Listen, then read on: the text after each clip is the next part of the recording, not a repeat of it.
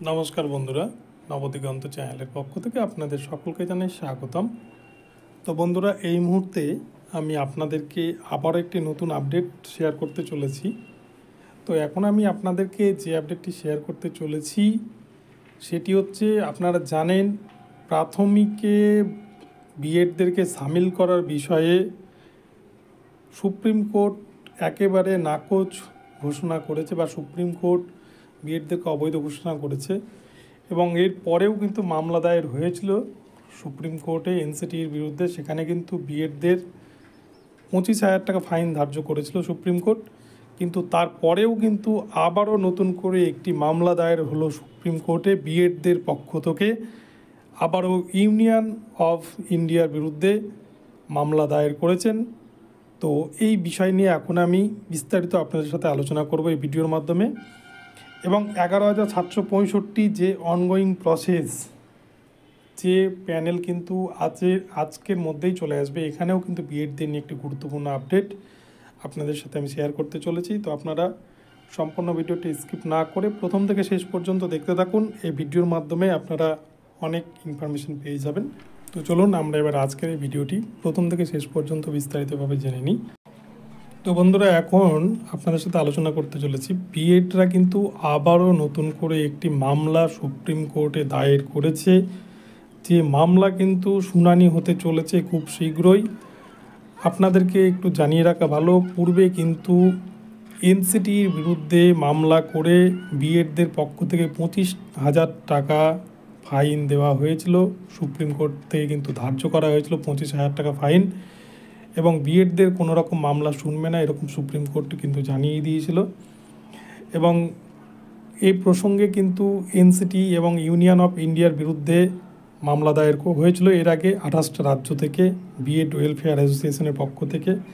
কিন্তু এবারে বিএড মামলার সূত্রপাত যেখান থেকে, যে রাজস্থান হাইকোর্ট থেকে সূত্রপাত, সেই রাজস্থান থেকে কিন্তু দেবেশ শর্মা, যিনি বিএডের মূল পিটিশনার, সেই রাজেশ শর্মা এবারে কিন্তু বিএডদের পক্ষ থেকে আবারও নতুন করে সুপ্রিম কোর্টে মামলা দায়ের করেছেন।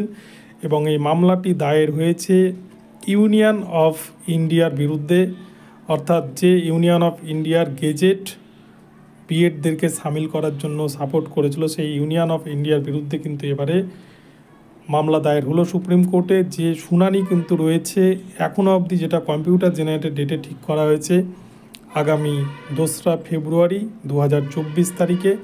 তাই আগামী 2 তারিখ কিন্তু এই মামলাটা এখনও পর্যন্ত কম্পিউটার জেনারেটেড ডেট হিসেবে, শুনানির ডেট হিসেবে ধার্য করা হয়েছে। সেদিনই হয়তো বিএডদের ভাগ্য নির্ধারণ হতে চলেছে আবারও সুপ্রিম কোর্টে। সেদিন কি হবে সেটা বলা মুশকিল। ফাইন হবে কি হবে না, না কি হবে সেটা সুপ্রিম কোর্টে ঠিক করবে। তবে এখান থেকে আরও একটি বিষয় বলে রাখি, আমাদের রাজ্যের যে 9,533 জনের প্যানেল বার করতে চলেছে প্রাথমিক শিক্ষা পর্ষদ, যে প্যানেল কিন্তু আজকের মধ্যেই বেরিয়ে যাওয়ার কথা, এবং আজকের মধ্যেই বেরিয়ে যাবে। পর্ষদের সার্ভারে কিন্তু এখনও কাজ চলছে, যার জন্য পর্ষদের সার্ভারে এখনও পর্যন্ত কিন্তু ডিস্টার্ব রয়েছে। এবং প্রাথমিক শিক্ষা পর্ষদ কড়া নিরাপত্তা ব্যবস্থার মধ্যে রয়েছে। প্রাথমিক শিক্ষা পর্ষদে কিন্তু কাউকে ঢুকতে দেওয়া হচ্ছে না। অর্থাৎ এক কথায় বলা যায় প্যানেলের কাজ চলছে, কিন্তু যেটি আজকেই হয়তো আপলোড করতে চলেছে প্রাথমিক শিক্ষা পর্ষদ। সেখানে কিন্তু অনেক বিএডরাই প্রশ্ন করছেন যে বিএডরা থাকবে কিনা। তো বলি বন্ধুরা, প্রথমে আপনাদেরকে, বিএডদেরকে অনেক দিন আগেই প্রাথমিক শিক্ষা পর্ষদ এই প্যানেল থেকে বাদ দিয়ে দিয়েছে। অর্থাৎ যেদিন সুপ্রিম কোর্ট রায় ঘোষণা করেছিল যে প্রাথমিকে বিএডরা থাকছে না, তখনই কিন্তু বিএডদেরকে এই প্যানেল থেকে সরিয়ে ফেলা হয়েছে। এবং শুধু বিএডরাই নয়, এখানে কিন্তু এনআইওএস ডিএলএড যারা রয়েছেন তাদেরকেও কিন্তু বাদ দিয়েই এই প্যানেল প্রকাশ করতে চলেছেন প্রাথমিক শিক্ষা পর্ষদ, এমনটাই কিন্তু পর্ষদ সূত্রে জানা গিয়েছে।